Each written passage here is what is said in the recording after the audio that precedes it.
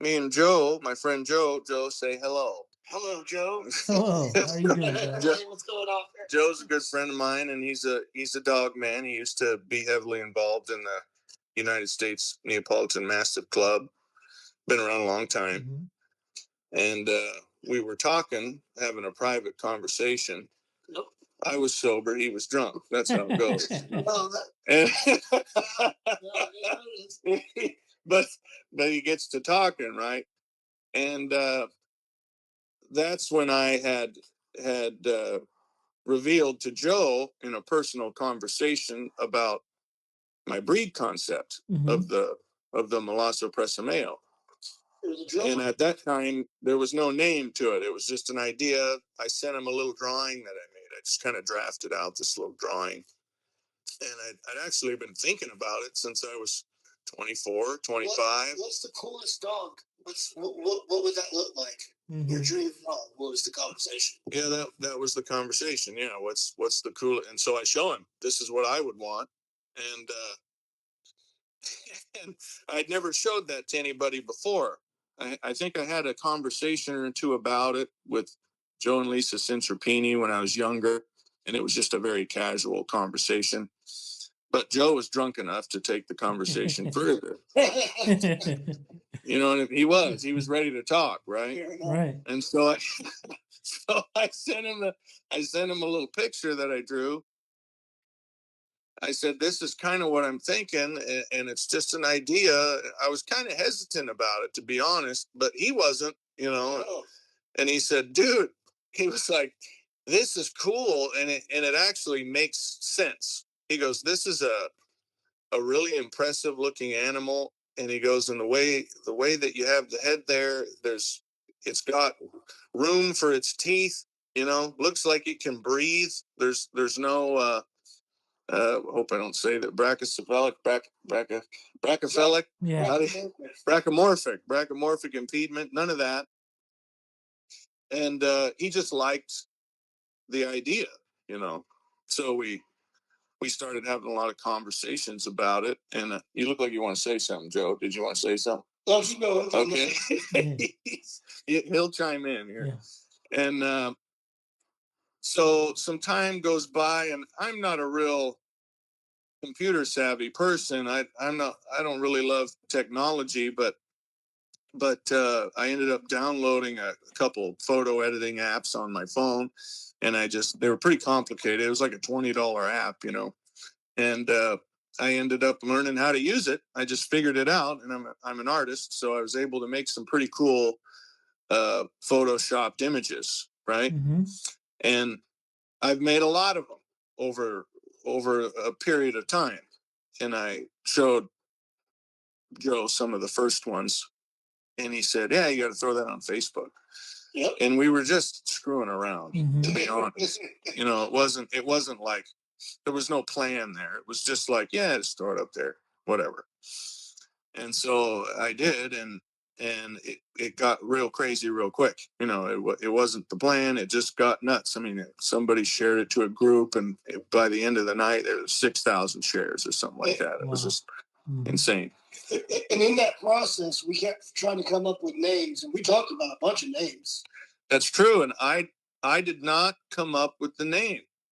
Joe came up with the name.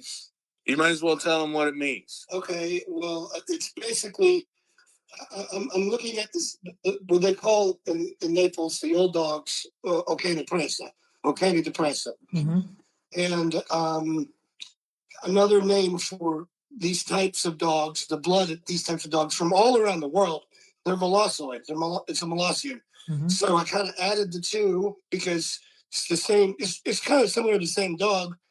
And then I said, well, what makes it individualized to the vision? So, of course, Chad has just a very easy name to just, it flows so beautifully. So the phonetics, Molosso, the Presa de Mayo, just fit. It made sense to me.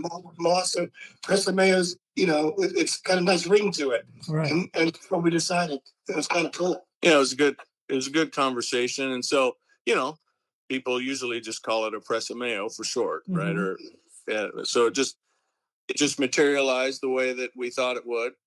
And but interestingly enough, I did not come up with the name. That was purely Joe over here. My creativity. Yeah. I just came up with the concept. So, anyways, it gets crazy. There's all these shares. I'm getting messages and friend requests. I went from like 500 friends to 5,000 in like 24 hours or something. It was a lot. And so at that point I was in trouble. Well, you better move forward. It wasn't really, I was like, I'm just kind of looking up in the sky, going, I guess I better not just think about this anymore. And throughout the entire conversation, we were discussing on how to create the dog. Like the whole time we were discussing how to do it. Yeah. Dog, like the bloodlines, particular traits of particular dogs and bloodlines and breeds in order to accomplish this feat. And we all knew we knew this is a period of years to perfect it. But it's the art of it, the love of the dogs that's kind of pushed us where we are now. Yeah, and at that point, I started buying other breeds. At the time, I just had bullies. That was it. And so, for the last 5 years, I think it's been about 5 since I came out with that concept. I've been buying other breeds, other dogs to work on this, and there are some other people that have helped me in private. I don't think they want me to mention their name. So they've really, I've been lucky enough to have good relationships with people that have really good stuff, and they have been there for me to move forward with it. So it's pretty cool, and I'm sure you've seen some of my posts. I have some puppies on the ground now. I want to make it clear that the breed does not exist. It's not a breed. We're working on it. This is step 2 of the process. Step 2 of the process. So what ended up happening over the last 5 years is we actually attempted a few breedings, and for whatever reason couldn't get a pregnancy. And this wasn't even just that. Like I was trying to breed some bullies too, just on a bad run. Wasn't getting any bitches pregnant. And then all of a sudden that changed for whatever reason. Nature decided for things to be okay, and started getting some pregnancies.